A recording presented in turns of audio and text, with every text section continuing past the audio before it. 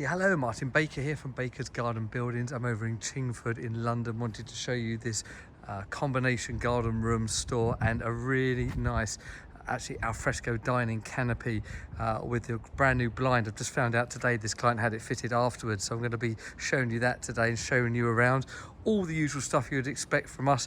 The anthracite with the MTX cladding, V200 on this one, because it's such a wide building, just made the V's all a bit wider. It looks a lot neater. Got a store section here.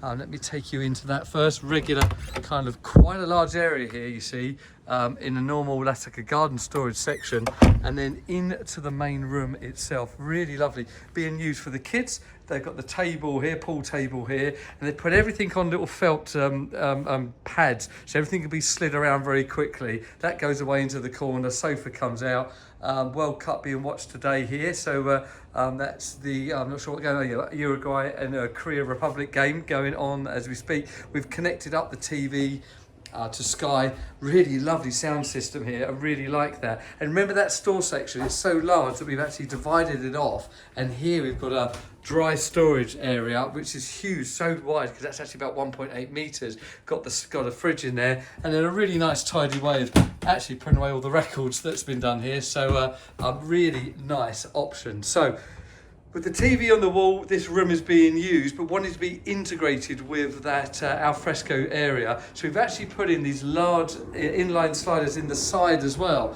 And that means that you could actually open that whole thing up and come outside. It's a really lovely integrated space. In here, we've kept the colours really dark. And then this is an electronic windbreak blind. It's custom made. The brand, I'm going to just show you that here, so it's Mark Lux. I'm going to also show you is on a remote. It can actually open up, so it can do both. So there's a bit of privacy there from the neighbour. They are going to update some fencing along there at some point, but unsure when. So got this in, and it stops the wind that can rattle down the little alleyway there.